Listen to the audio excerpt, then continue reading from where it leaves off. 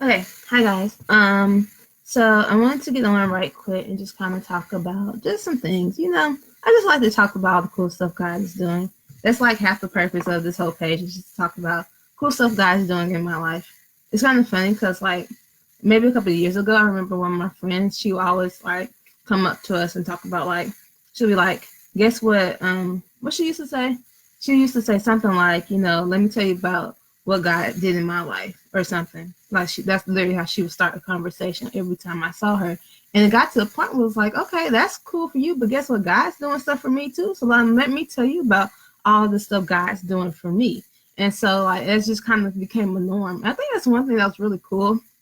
Just making that like we talk about everything. So like we should talk about how good God is and how God is doing different things for us. I think that's something we should just make normal. So like go start a conversation like that, about tell somebody, hey, let me tell you about the good thing God just did.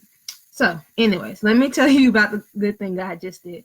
So, I was reading my devotional for this morning, and I'm reading. What am I reading? I am on day 3 of Through the Prophet Isaiah, discovering a deeper truth. And so, basically, I'm guessing I'm on day 3. It's only 7 days, so yeah, I'm guessing it's pretty much about Isaiah and just learning more from that. I think more so yeah, I guess the prophet of Isaiah. Yeah, that sounds about right. And so like it's funny, a while back someone told me to read the book of Isaiah. And I probably should actually do that, but like that night I went home to start. But Isaiah is one of those really long ones. Like there's a lot of chapters in Isaiah. So I was like, whew, this is a little dense. So I haven't finished reading that one. But today's little thing was on waiting on God. And like it's crazy because like as soon as I was reading through the devotional, like God started bringing back all these things that um things that are like a promise to me that I've yet to see come forth. Like there's this one promise from God that I have been waiting since God started revealing stuff to me about it about March 2015, right? And so from basically March 2015 to about November, December 2015. And so like I literally been waiting since then. It's crazy because like after I was like, okay, confirmed on like, okay, this is something that's gonna really come to pass or whatever. I heard God, like literally the voice of God. It's funny because every time I thought I would hear the voice of God, I always kind of pictured like James Earl Jones, so like either Mufasa or Darth Vader. That's how I thought God's voice would sound like. So like I'll always wait for that. And so I was like, I never heard God speak to me because I was waiting for Mufasa to start talking and tell me to do stuff. But yeah, it doesn't quite work like that. Or it may. Sometimes I've had a couple of Mufasa moments like where it's just like this big voice telling me something. And I had one of those moments. And so and it was related to that promise. At least I thought it was. And basically what God said was that everything will manifest in 2017 and 2016 will prepare you for it. That was the promise. I heard God say it. Like clear as day, heard God say it, right? And so I was like, okay, bet, cool. And so like 2016, I'm chilling. I'm like, yeah, everything's gonna happen in 2017. So I ain't gotta worry about 2016, right? I just gotta hang out, do whatever. I don't know, live life or whatever. And so then 2017 comes around. I'm like, okay, I'm waiting for everything to manifest. And so then I'm sorry, like it's January. So I'm just like, okay, what exactly does everything mean? Because, sometimes we get a word for God and then we start questioning it like after the fact because we don't really see like the fruit of it. So I'm start thinking, okay, what exactly does everything mean? And so I was like, I don't know. Everything. Everything means everything. So we're just going to leave it at that. And so then it was about March at this point. And I was like, okay, like I wasn't expecting like a bunch of stuff to necessarily happen January, February. By March, I'm expecting to see something. I wasn't really seeing anything. At least I didn't see what I thought. There was literally one promise that I was waiting on. And like when God said like everything, like crazy things happened. Like I legit bought a house in 2017, came out of nowhere. And I wasn't really expecting to do that. Like I didn't plan to buy a house. Like my plan was to move into my husband's house. That was the plan. But like God changed that one. And so it's crazy because all these amazing things happened in 2017. But the one thing that I thought was going to happen didn't happen. So then at one point I was just sitting there like in my feelings because I felt like oh, well, God, you said, everything was going to manifest, and this one thing didn't manifest. And then, like, I was like, dude, you literally just got a house. Like, what are you complaining about? And I was like, yeah, you're right. And then it was actually January of 2018, so this year, like a weekend, God literally showed me that one thing that I was waiting on, like, it had progressed. So, like, and I was like, oh, so, like, you did move in that area, and things are moving in this one particular area, but I just couldn't see it because I'm sitting here waiting for it to look one way and not even catching that God has been moving all along in this one area, but I just didn't see it because it didn't look like how I thought it should look. And so that's kind of cool. Like, sometimes it's just like, oh, I'm expecting God to move and I want him to move in this one particular way. And that's not necessarily the case. It might be something completely different. Just like I thought that God's voice would be something like Mufasa talking to me, and it's not. Most of the time, it's not. It's like, it's kind of interesting though. So, like, when I was 8, from about the time I was 8 to the time I was about 13, my godfather passed away, and then 3 of my uncles passed away. And I distinctly remember my Uncle Buddy, seeing him, like, the last time I saw him alive, because he looked really sick.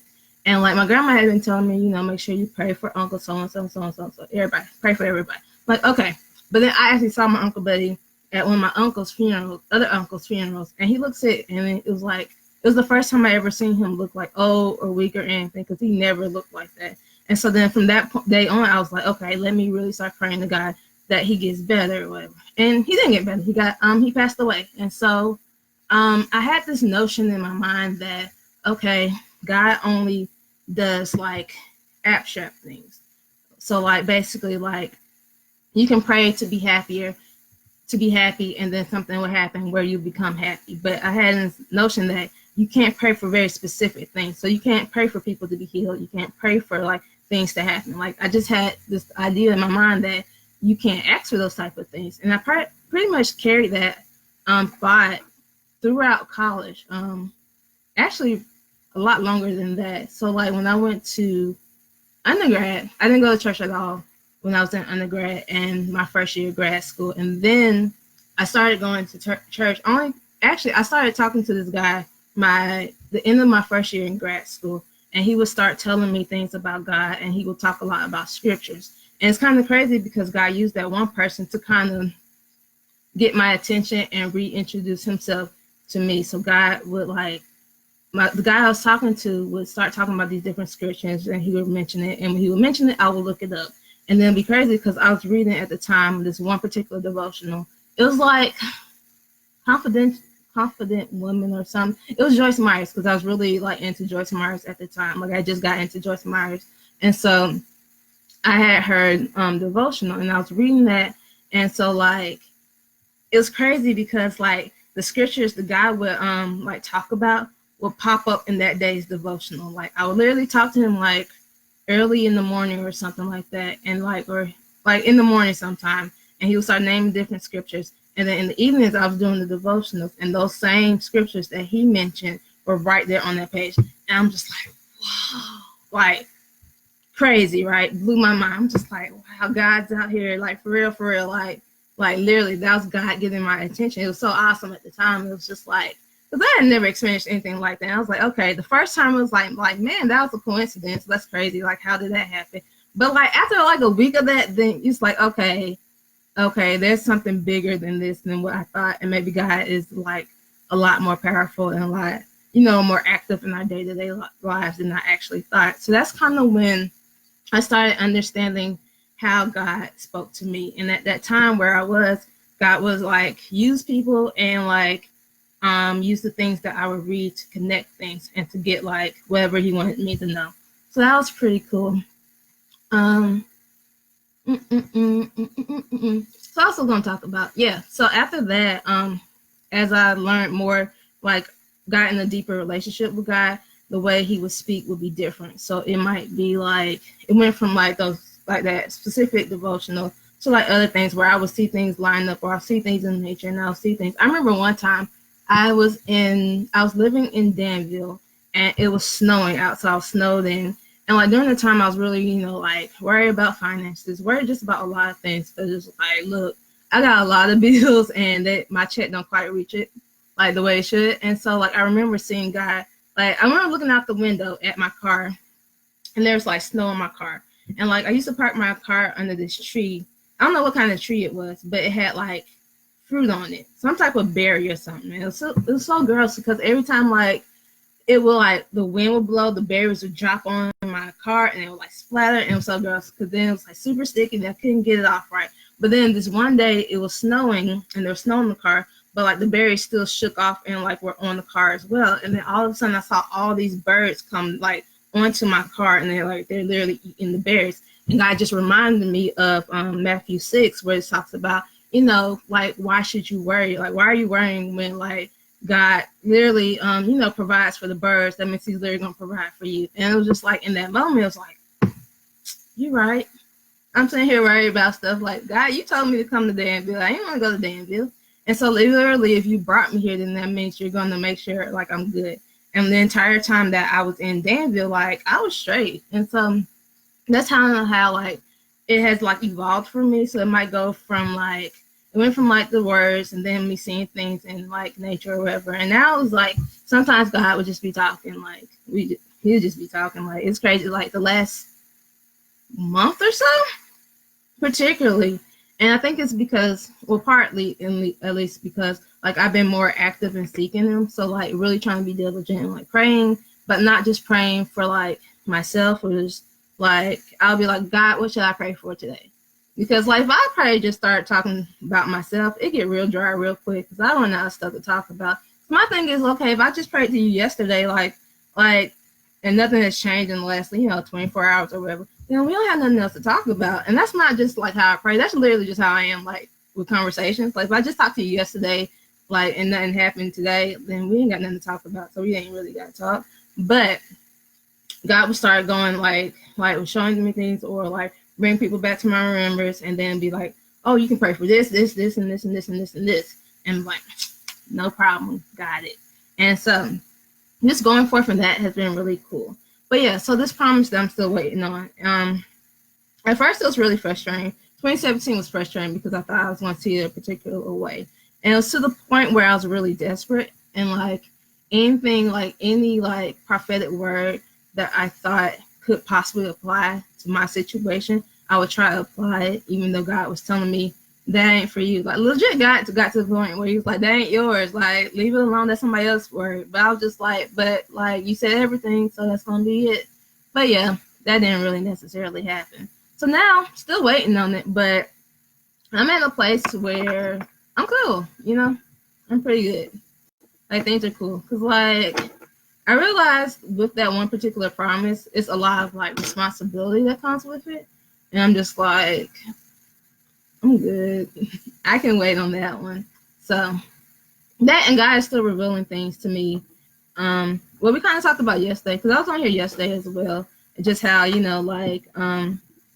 we have, like our strengths and our weaknesses, and that some things, that's just part of who you are, but you can like, there's still things you can be better at, And so like I feel like I'm in a really good place where I'm really confident in like who I am right now, but I also know where there's like room to grow as well. So working those things out, because like ain't no point of like trying to fulfill this huge promise or whatever. It's like, because what if it comes a lot of responsibility and like just